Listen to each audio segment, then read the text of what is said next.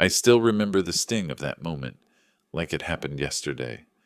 I was standing in the maternity ward of a hospital in downtown Chicago, staring at my first grandchild through a glass window.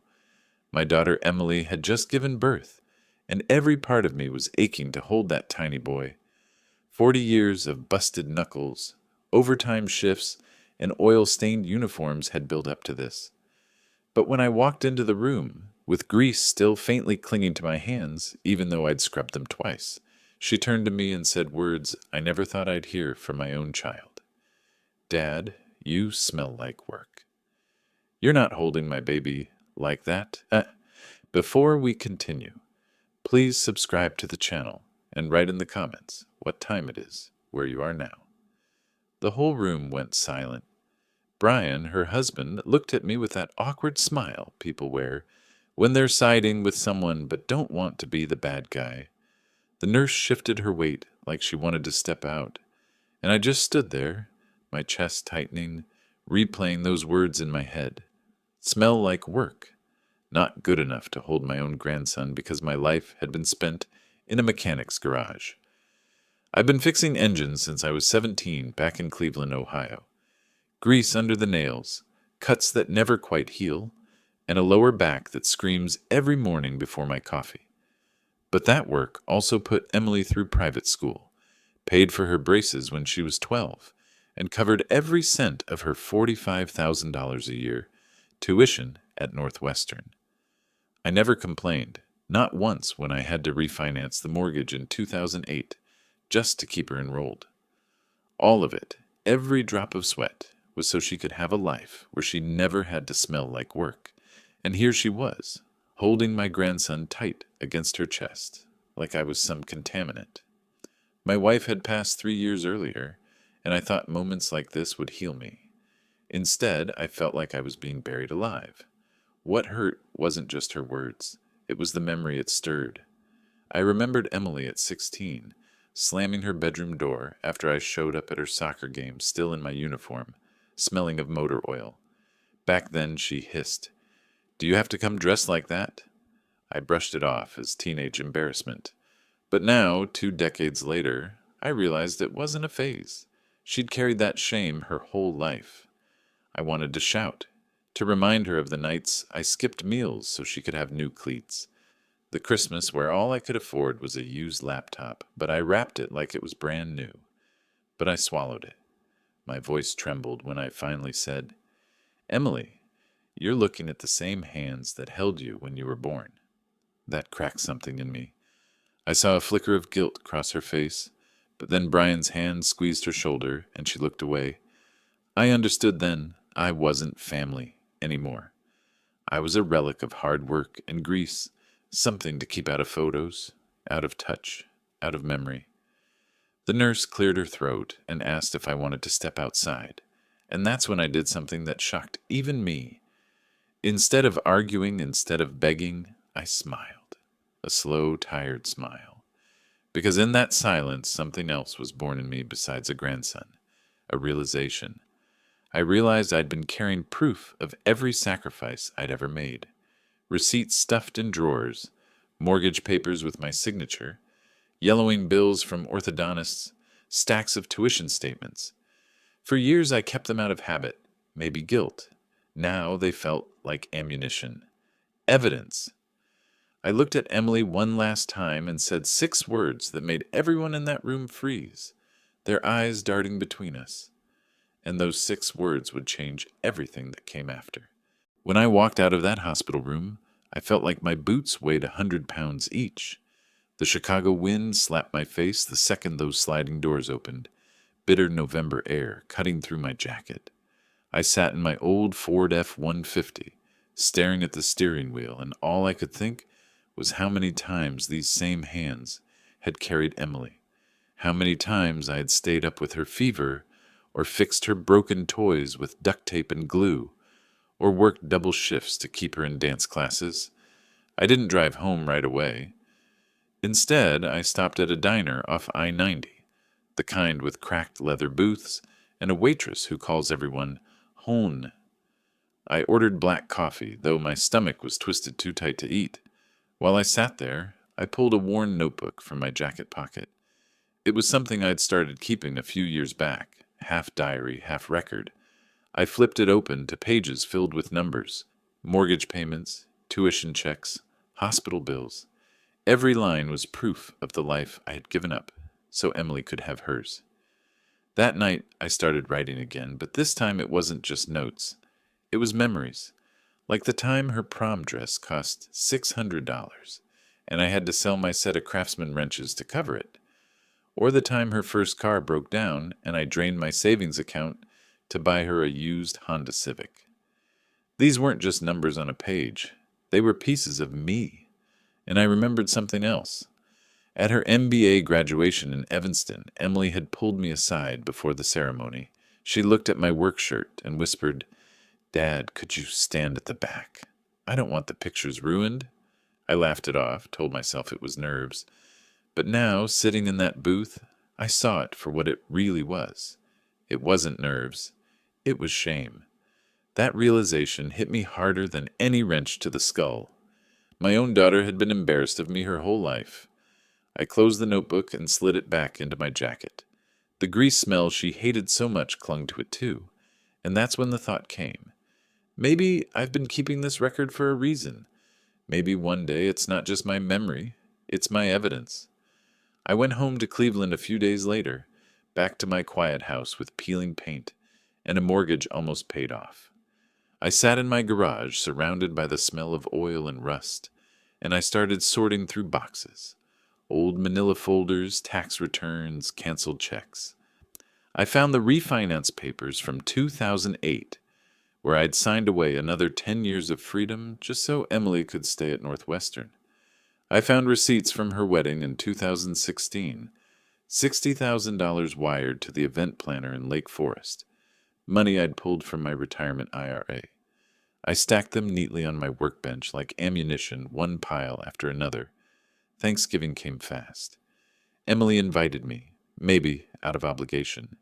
I drove 6 hours back to Chicago with a 20-pound turkey in the cooler, seasoned the way her mother used to do it, with sage and butter under the skin. But when I walked up to the front door, Brian opened it and gave me that polite, tight-lipped smile. He said, "Just leave it. We already ordered from Whole Foods." I looked past him. Inside, the house glowed warm with string lights, a Pottery Barn catalog come to life. My grandson was being passed from one relative to another, all smiles and laughter. But then Emily's voice cut through. "No one touches him after Dad."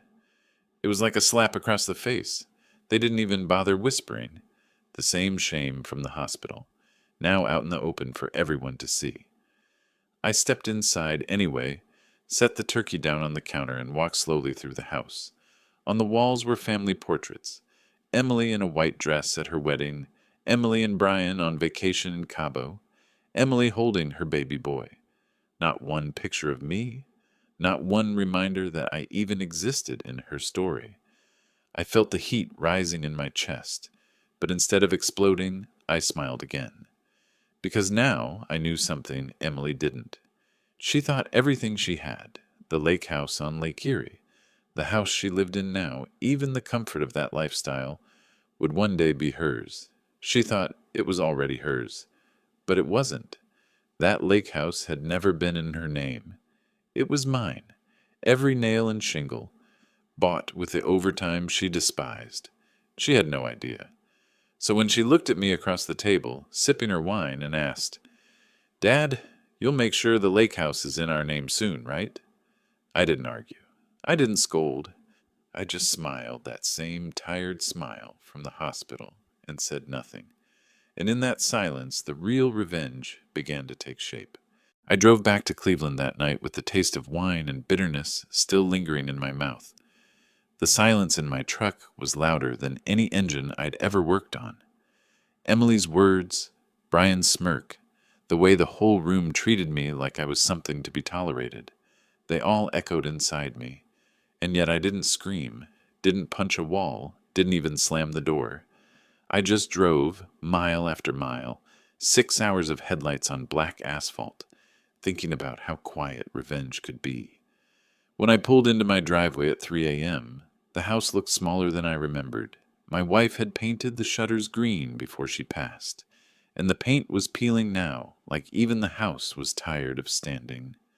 I carried in the box of files I had started sorting before Thanksgiving and laid them out across the kitchen table. Mortgage papers, tuition checks, hospital receipts, wedding invoices, they stretched the length of the table like a timeline of sacrifice. I sat there until sunrise, running my fingers over the faded ink. Every number was a scar, and together they told the story of a man who gave everything. And suddenly I realized this wasn't just a record, this was leverage. The next day I made an appointment with a local attorney, an old friend named Harold, who had handled my taxes back in the 90s. His office was in a brick building downtown, smelling of paper and dust. He adjusted his glasses as I handed him the box of documents. "What exactly do you want to do with all this?" he asked. I leaned back, feeling the weight of it all. I want to make sure my daughter understands what these numbers mean. And I want to make sure she never benefits from treating me like I'm less than human. Harold studied me for a long moment, then nodded slowly. "We'll start with your will, but you need to think carefully. Once this is set, it'll be final." I knew what he was really saying. Are you sure you can live with cutting your own daughter out?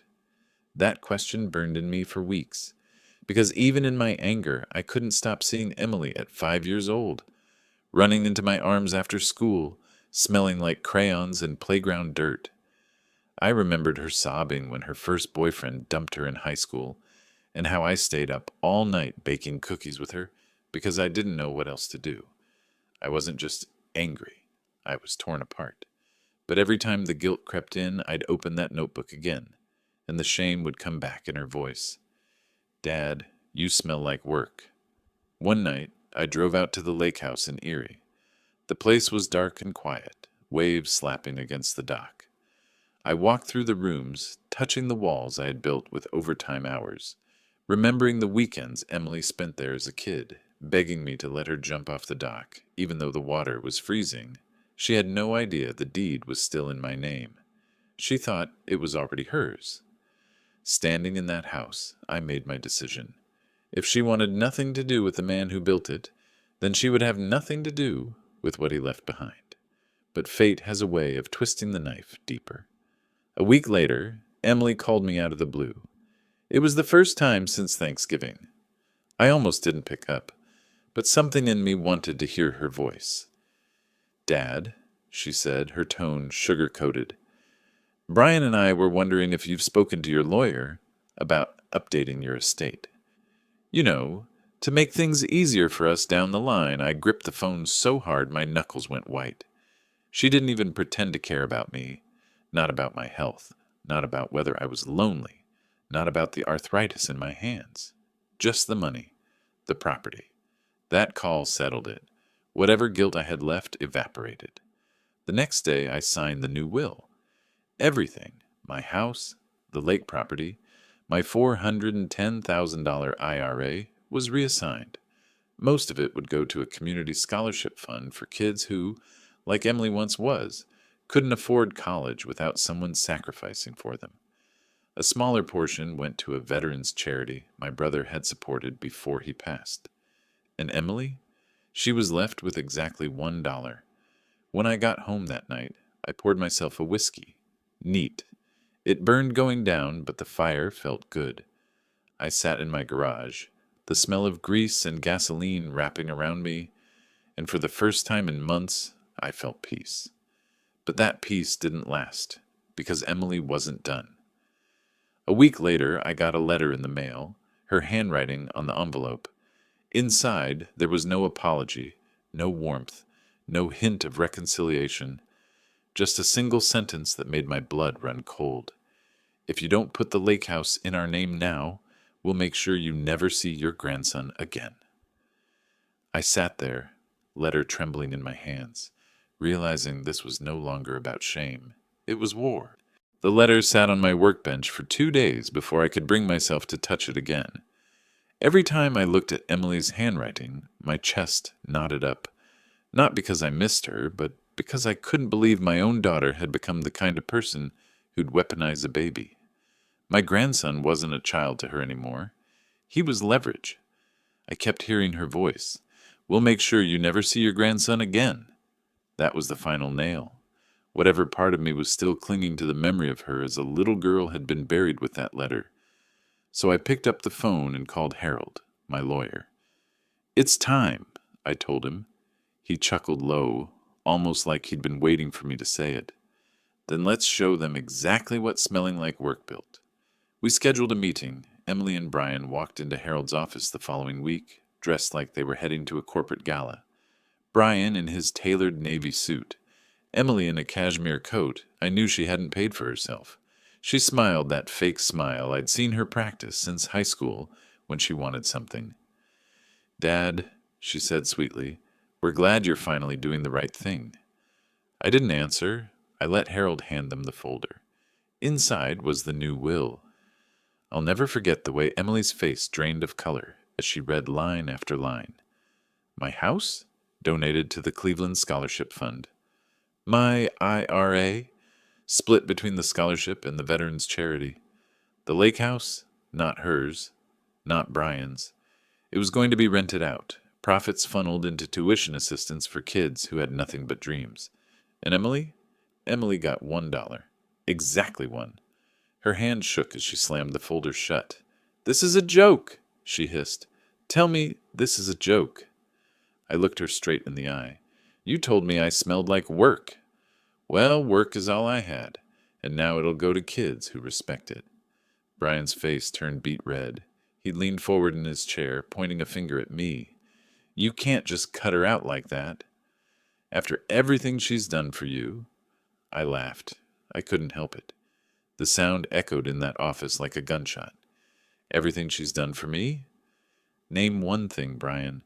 One sacrifice she's made for me. Because I can name 100 I've made for her." Silence. Thick, choking silence.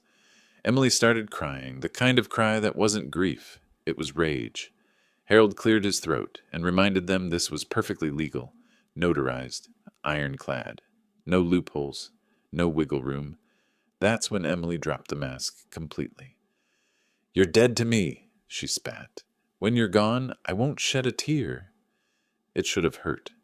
But instead, I felt lighter than I had in years, like she'd finally freed me from the illusion that she loved me. I stood, slipped on my old leather jacket, and walked to the door. Before leaving, I turned back one last time. "Emily, you wept when I couldn't buy you the newest iPhone in high school. You cried when your prom dress wasn't the color you wanted. But I'll tell you this, when you see the life you thought was yours vanish in front of you, that's when you'll really weep, and I won't be around to hear it."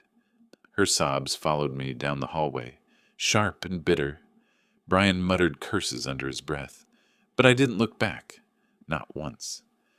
Back in my truck, I sat gripping the steering wheel, my hands shaking, not with regret, but with release. For the first time, I didn't feel like a relic, or an embarrassment, or a paycheck.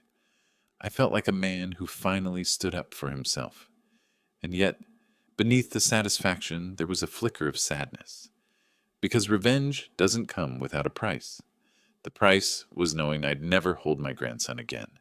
But maybe, just maybe, one day he'd find out the truth about who I was. The irony? Emily had always been terrified of smelling like work. But now, the stench of greed clung to her so strongly that no amount of perfume or designer clothes could cover it. And I knew, deep down, this wasn't over.